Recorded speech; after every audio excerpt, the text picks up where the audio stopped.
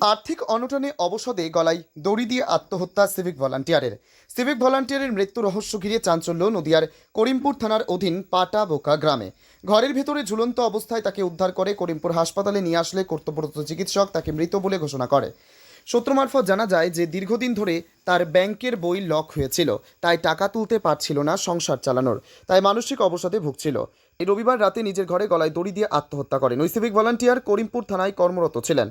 মৃত সিভিক ভলান্টিয়ারের নাম পল্লল চ্যাটার্জি, বয়স ৩৫ বছর, বাড়ি করিমপুর থানার পাটাবোকা গ্রামে। আজ মৃত ময়নাতদন্তের জন্য শক্তিনগর জেলা হাসপাতালে পাঠিয়েছে পুলিশ।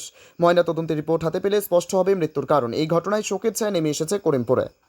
দুর্ঘটনা বলতে কালকে আমরা হঠাৎ সংবাদ পেলাম যে এরকম সুইসাইড অ্যাটেম্প করেছে। এবার অ্যাকচুয়াল যে কারণটা কি সেটাও আমরা এখন জানি না। এবার পারিপার্শ্বিক আছে শুনছি যে কিছুদিন হলো স্যালারি অ্যাকাউন্ট বন্ধ হয়েছে, স্যালারি ঢুকছিল না নাকি, এবং মানসিক নানান অবস্থা থাকতে পারে। পরিষ্কারভাবে এখনও ক্লিয়ার না জিনিসটা। এখন বাড়িতে গিয়ে একটু জানা। কোথায় কাজ করতেন উনি? সিভিক করিমপুর পুলিশ স্টেশনের সিভিক পুলিশ। নাম কি? পল্লল চ্যাটার্জি। কিভাবে আত্মহত্যা করেছে জানেন? গলায় দড়ি দিয়েছে শুনেছি, গিয়ে তো দেখলাম গলায় দড়ি দেওয়া আছে, দড়িটা কাটা ছিল। আপনি সম্পর্কে কে হন? আমি ওর ভাই হচ্ছি, কাকা ছিল। বাড়ি কোথায়? আমার বাড়ি এখানে হসপিটাল বাড়ি। ধন্যবাদ।